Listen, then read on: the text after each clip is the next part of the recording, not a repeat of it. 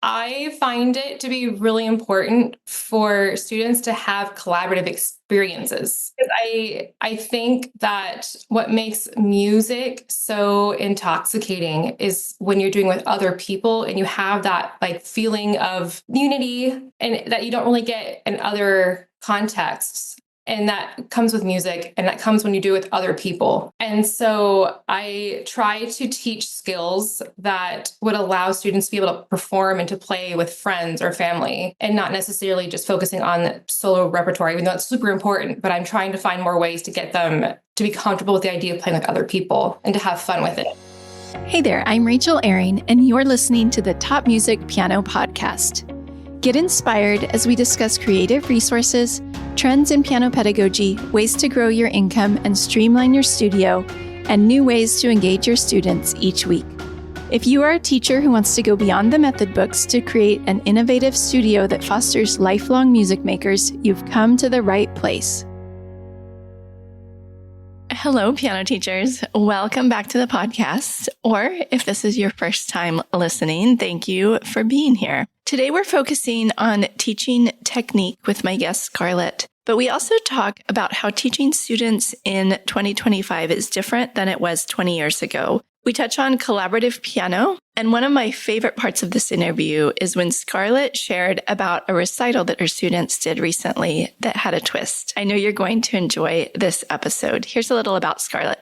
Scarlette Kerr lives in Winston-Salem, North Carolina, where she runs her private piano studio, Music at 906, and occasionally works as a collaborative pianist. She has given presentations at state, national, and international levels pertaining to audiation and technical development in piano students. She is the 2025 recipient of the North Carolina Music Teachers Association's Independent Music Teachers Scholarship and the 2020 recipient of the Music Studio Startup Grant Competition. Scarlette received her Bachelor of Music in Piano Performance with an emphasis in accompanying from James Madison University and her Master of Music in Piano Performance and Pedagogy with an emphasis in injury preventative keyboard technique from Salem College, and has certifications from the Music Teachers National Association, the Gordon Institute of Music Learning, and the Lister Sync Institute. Here's my chat with Scarlette. Hi, Scarlette. Welcome to the show. I am so excited to chat with you today.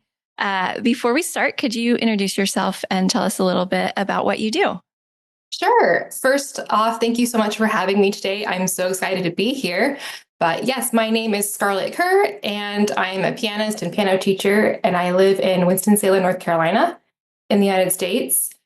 I've been living here and running my studio since 2020. So I started right in the middle of the beginning of the pandemic, right after I with my master's degree. But yeah, my studio is called Music at 906, and it's just me, and I teach from my home, and I've been loving it so far. So, and on the side, I accompany choirs and sometimes other soloists, but my main passion is teaching. Okay. Can you give us an idea about how many students you teach? I have about 30 right now in my studio. Yeah, and it's plenty. I'm full and I'm loving it. I've had as many as like 37, and I've, of course you start with this little when you start out, but I'm finding the right balance in what I consider to be full. And so, yeah, so right now we're about 30 students. That seems like a good number. Yeah, that's a solid number. Are those all one-on-one private students, or do you do some groups as well? I do individual lessons, partner lessons, and group lessons, but the majority of my students are individual. I have a few partner lessons and a couple of group lessons. Okay. Do you prefer the private lessons, or do you like the buddy and the group lessons? It depends. I love teaching in groups because you don't necessarily have to have all your energy focused on one person for a long period of time. Sometimes you're able to disperse that energy amongst a few more. And when you can send them off to do other activities, you get a little bit of a break, I think, mentally when you're able to work with more kids. It's kind of counterintuitive, but I feel like That's interesting. I feel the opposite. Like, I feel like the groups take so much energy, but maybe I'm doing my groups differently. But that's really interesting. Yeah, well, it does depend on the group because each group dynamic is different. It depends on the age and it depends on how independent they can work. So yes, some groups are more intense in terms of like how much energy they need from me than others. But I like the group setting because I think it's not nearly as intimidating for everybody involved than it would be for me to be focusing my energy and focus on one person for 45 minutes to an hour. And we just go, go, go, go, go. I think there's less opportunities for us to take mental breaks. I think we both feel like we have to make the use of our time. Whereas in a group setting, if I'm focused on one person for a few minutes, the others can just kind of take a mental break and then come back with it. But that's much natural, free flowing environment than just it's you and me. We're going to do some work. That makes sense, actually. Yeah. It's like they get a little mental break too and can like have time to refocus.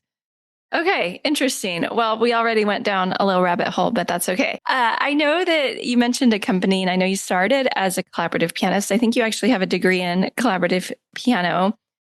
Can you share about maybe why you wanted to study collaborative piano? And then did you follow that career path for a while before you transitioned to teaching? Sure. Yes. So my undergraduate degree has an emphasis in accompanying. So like the formal title is like piano performance, Bachelor of Music and piano performance with an emphasis in accompanying. And I know that's very unique for undergraduate degrees. And so honestly, I started my college path thinking I was going to be a choir teacher. So I went the music education route for a semester. And then I had accompanied since I was a kid, actually. My first accompanying gig was recorder club in elementary school. Like I played with the recorder club and then I played for the fifth grade graduation choir. Then I accompanied and I was in middle school and high school. So I had a lot of experience with choral accompanying. And so I loved it. Also loved choir, obviously. So I thought I wanted to teach choir. When I got to college, I realized that I wanted to be a better pianist. And so was what led me the performance route. But I was really bad and uncomfortable with memorization of music. Which was what kind of turned me off to piano performance generally. But when I saw that there was a accompanying track instead, I thought to myself, I actually am not bad at this. I know I've done this before. I'm very comfortable with the idea of accompanying. So I think I'll go this direction. And so I had to do a solo recital for my junior year. I think like you traditionally do, and that was a half recital. And then my senior recital was fully collaborative for an hour. And so I did accompanied choirs while I was in college. I accompanied a lot of vocalists when I was in college. I played a lot of musicals in college and also for the community, even when I was in high school. And so when I graduated, I played for two choirs and I have had a brief job. It was like a really short term contract working for a local university here in North Carolina, being a staff accompanist. So I really enjoy collaborative piano because there's aspects of it that are really fun, that are much more enjoyable than being alone in a practice room and having to practice for yourself. But I was also at the same time introduced to teaching and getting really into pedagogy because of the classes I took in my undergrad, and that's what really sparked my love and joy for teaching. So I think I went more that route because collaborative piano has its own separate challenges, like having to navigate schedules and also having to be needed constantly and depended upon constantly by others. And I think it was really exhausting for me. And so in a different way than teaching does. And you have to practice. And I think I learned that I don't enjoy practicing all the time.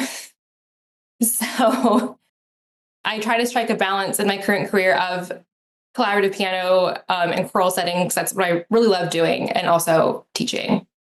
Nice. Okay. Thank you for sharing that. And it's so interesting because, my background is collaborative piano as well. And when you were talking about the memorization stuff, I was like, oh yeah, I forgot. Like I had to memorize all that stuff for the solo recitals, and I wasn't good at it either. That was hard for me. And so that was, now that you mention it, that was one of the things that attracted me to collaborative piano as well, is like I get to perform, but I don't have to memorize all of this music. So, Right. And you get to make friends in the process. Like you get to yeah, be with people while you're performing and while you're practicing. And I think that's much more enjoyable being alone in a practice room or on stage. yeah, for sure. And I love collaborative piano. Like it lights me up. But we're going to talk about teaching today because you have since transitioned more to teaching. So was your master's degree, did you end up getting, maybe you said, but a master's in pedagogy then? Yes, my master's degree is in performance and pedagogy. Okay, I gotcha. And so then after that was when you opened your studio. Yes. Yeah. Settled down in one spot and then I opened my studio from there. Okay, gotcha. Are there things about your collaborative experiences that still inform your private teaching today? Yes. So I find it to be really important for students to have collaborative experiences. Because I think that what makes music so intoxicating is when you're doing with other people and you have that like feeling of unity and that you don't really get in other contexts. And that comes with music and that comes when you do it with other people. And so I try to teach skills that would allow students to be able to perform and to play with friends or family and not necessarily just focusing on solo repertoire, even though it's super important. But I'm trying to find more ways to get them to be comfortable with the idea of playing with other people and to have fun with it. Yeah. What are some of the experiences that you give them for that? So recently, actually this past Sunday, we had our fall recital and it was a blues themed recital and we had it in a local park.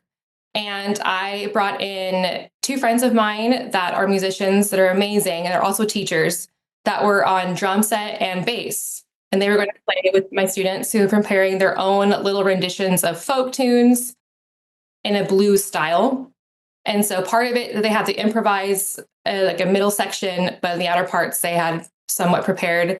And so they were on the spot performing with these two adults because we didn't have time to have them rehearse. And a lot of it was like, you're going to make a mistake because it's a completely new experience, but that's okay. You're just going to keep going. They're going to support you and we're just going to have a good time with this. And so I also asked other parents in my studio who played instruments if they wanted to perform. And so I had one mom who played trumpet perform with her kids, and a dad who played guitar was playing with his kids, ended up playing for the whole recital along with my two friends.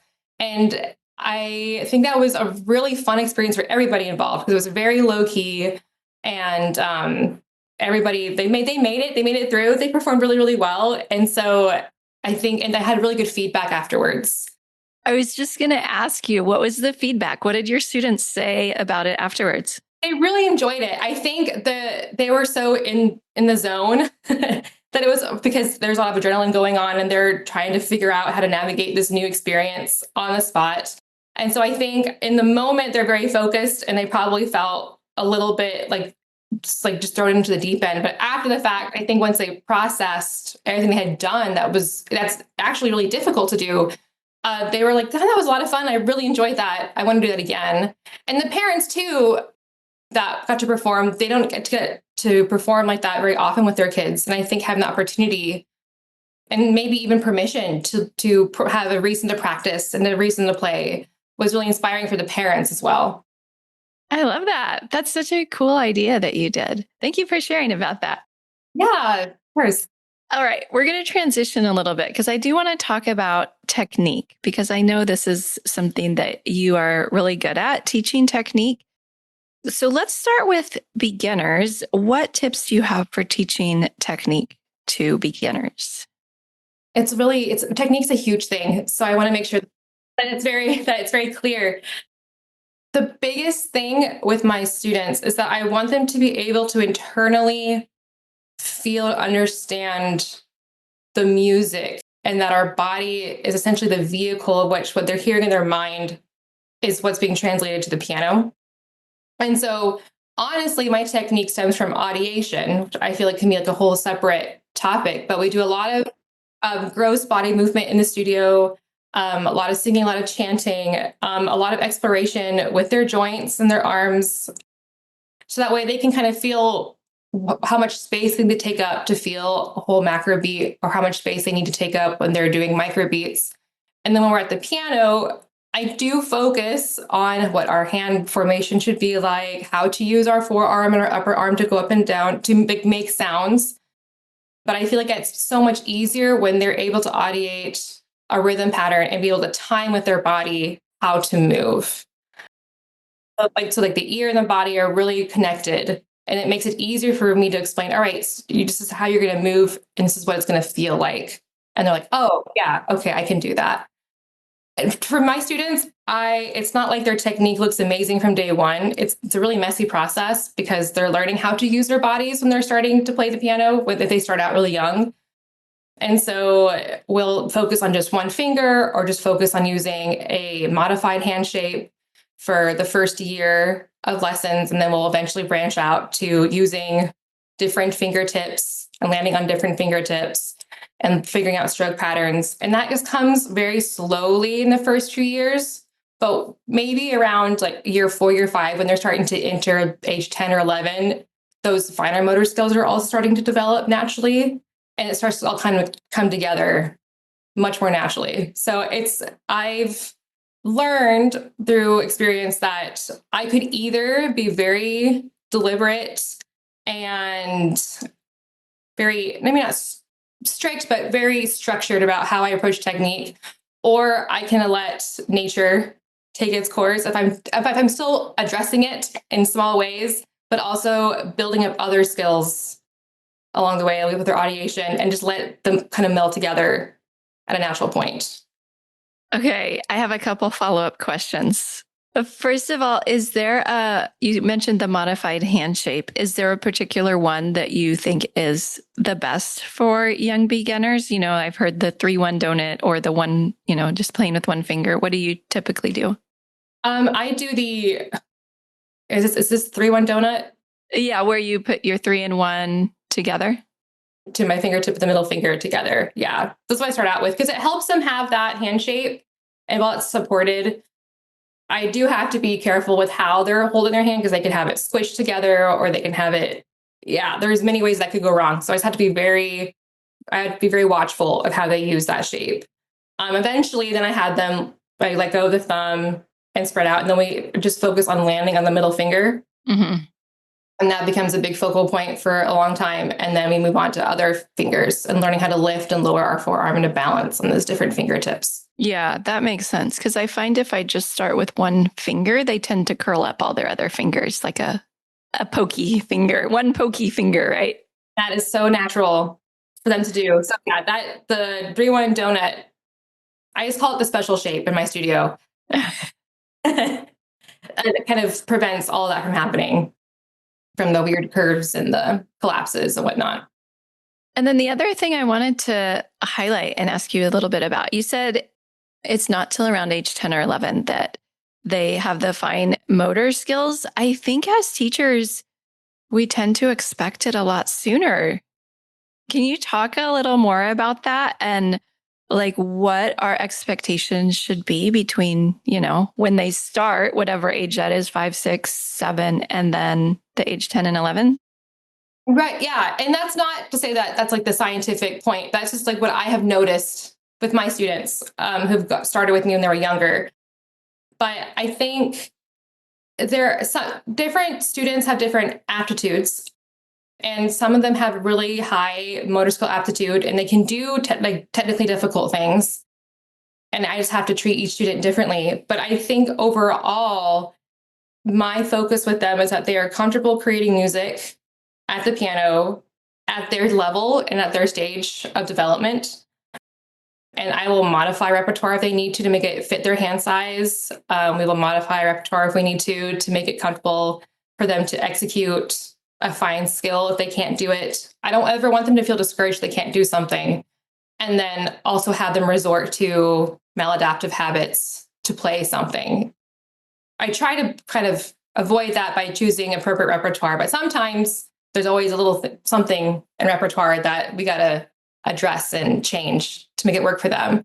And so I think my goal is just to have them have a solid foundation with how they feel with their bodies when they play, and to not worry so much about how advanced they're playing or giving them really complex things that they can't accomplish. Because I feel like our time can be used in so many other ways than us focusing on how to play this one passage. Yes, they always want to jump ahead a few steps, right? Right. I want to ask you about that maladaptive. What did you call it?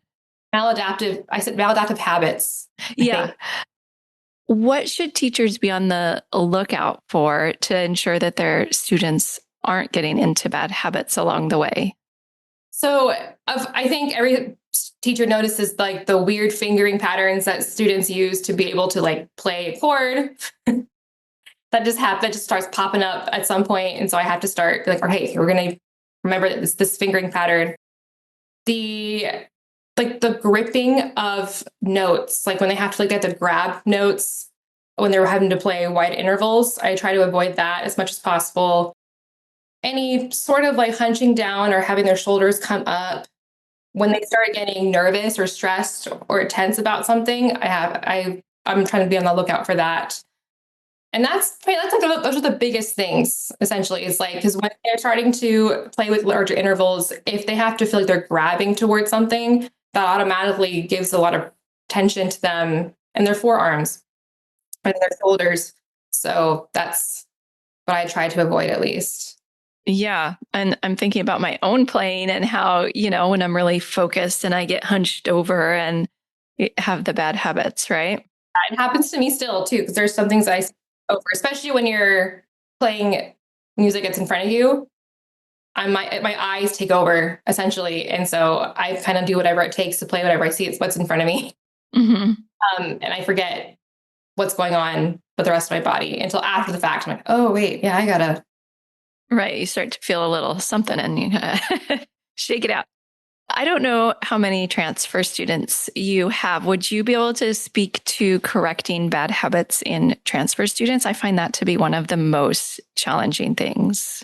Yes, it is. It can be really challenging, but I try to be very open with the student, saying, "Hey, we're going to try something different. Would you be willing to try something different for me?" And usually, 99% of the time, they're very open to that because they've transferred for a reason most times. And so I just focus on the basic, like larger motor skills, like lifting and lowering their forearm and how it feels. And we try to compare what they're used to doing to what I'm asking them to do. And they usually can sense a difference. And we just kind of talk about that slowly over time. And then we, of course, integrate that into what they're playing. And I talk to them about how we can try approaching how to play something differently to make it easier for them.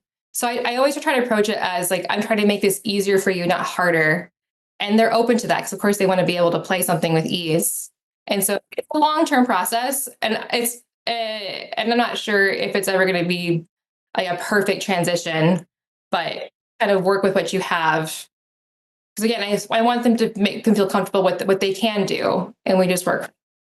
Yeah, I think the student that I'm thinking of in my head, I think maybe if I had had more open discussion about it, maybe that would have been better. I think he was so young that I thought I had to I don't know, that maybe we couldn't talk as openly about it.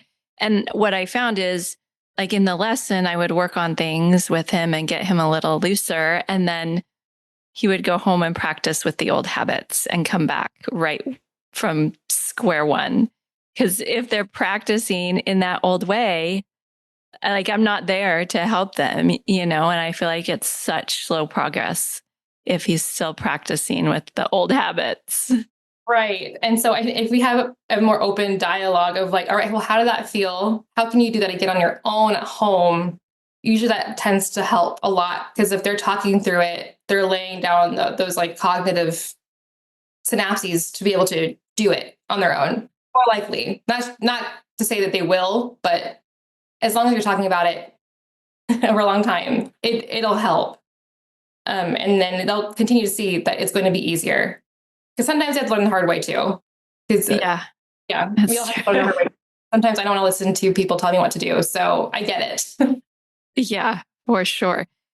You mentioned on your website instilling healthy habits of playing. Are there any other healthy habits of playing that we haven't discussed that you would want to mention? Um, I think there's the physical healthy aspect of playing, and then there's like a mentally healthy aspect of playing. And so I want them to realize that practicing in 2025 is going to look different than practicing in 2005. I feel like there's so much more going on today that I have to be realistic with my expectations of how my students are going to practice. And I don't want them to feel shame for not going to the piano every day for 30 minutes or however long. And so I try to instill a healthy mindset of get in as much as you can, try to prioritize it, if not for 5 minutes, 10 minutes a day, because I'd rather you be consistent than you try to cram it all in, because that's not nearly as productive. And I also don't want you to feel bad about not practicing unless it becomes like an actual problem, then we'll have a discussion about it. But there's a healthy balance that I also want to make with them, because I think that stems to so many other areas of life as well, of trying to strike a balance between trying to juggle different things. And if I want to have my students be lifelong players, then I want them to be happy that they're able to play for 5 minutes a day, even as adults. And not have to think that it's for you to be a pianist or a piano student, you have to practice for 30, 40 minutes a day. Yeah, I think you're speaking to what many teachers are feeling here in 2025 is how do we approach this differently than maybe 20 years ago? So thank you for bringing all that up. I'm curious, what would you say makes you unique as a teacher, or maybe what would your students say about you as their teacher? I feel like I'm a very non-serious piano teacher. I love having the opportunity to have a relationship with my students and to meet them where they are in their stage of development in their life, and to have like a two-way conversation of how they feel about when they play. I would say that especially when it comes to how students learn in many different ways. And I'm constantly trying to like crack the code of how they best learn whoever is in front of me. I'm neurodivergent. And so I had struggles growing up that I didn't realize were struggles until I was an adult, because I was diagnosed as an adult. And so my goal is that I don't want students to ever feel like I did when I thought I was failing, or when I thought I wasn't meeting up to my potential. I think my students really appreciate the fact that like I can be a safe person for them to talk to or to communicate with when it comes to how they're learning something. And so that they can feel safe making mistakes in front of me and to learn from them. And that's just like an environment that I want to continue to cultivate as they continue teaching. Yeah, Scarlette, I can tell that you just care so deeply for your students, and they are so lucky to have you as their teacher. I think you're doing an amazing job. If listeners have any questions about these things that we've discussed today, where could they find you or get in touch with you if they want to learn more? Sure. So I have an Instagram account that I occasionally post on. I am terrible at keeping up with it, and I want to, but it's just a lot. But if I do post and they do want to follow, it's music at 906, or at music at 906. And then I also have my studio website, music at 906.com. It's mainly geared for people who want to take piano lessons, but you're welcome to go there and check it out. And then you can always reach me by email, music at 906@gmail.com. And so, yeah, reach out if you have any questions. Great. Well, thank you so much. I feel like we kind of scratched the surface on a lot of different things that we could have gone deeper on, but I think this was a really, really good conversation. And I appreciate you being here, being open and honest with us. So thank you so much. Of course, thank you so much for having me. There were so many great tidbits in this episode, but I loved Scarlett's thoughts on providing collaborative experiences for her students. Sometimes we think that it's just too complicated logistically to have our students collaborate, which honestly it can be. But Scarlette figured out how to provide an experience where students collaborated with family members and a small band that just showed up for the performance. Her students got the benefits of learning about collaboration without having to schedule a bunch of rehearsals and pay musicians for multiple services. I think what she created sounds really brilliant, and I hope it sparks some ideas for you. That's the end of the show for this week. Next week on the podcast, my guest is Cheyenne Olson, and we're going to be talking about how smooth systems can support what you do in your studio. It might not sound super exciting, but I'm really excited to talk with Cheyenne and hear about how she keeps everything running efficiently. All right, that's all for today. I'm Rachel Ehring, and you've been listening to the Top Music Piano Podcast. I'll see you back here next week. How do you keep up to date with all the latest trends and research into music education? How do you connect with other teachers around the world and make sure your teaching stays fresh and relevant for students of all ages and stages both now and into the future? I created our Top Music Pro membership to be the one-stop shop for music teaching resources, training, support and community, and I'd love for you to come and join us inside. With over 40 comprehensive training courses, hundreds of teaching demonstrations and lesson plans, free monthly sheet music, discounts, and all the business and pedagogy support you could ever need, Top Music Pro is the community you've been looking for. If you're ready to level up your learning from the podcast and join thousands of other teachers in our global network, head over to topmusicpro.com today.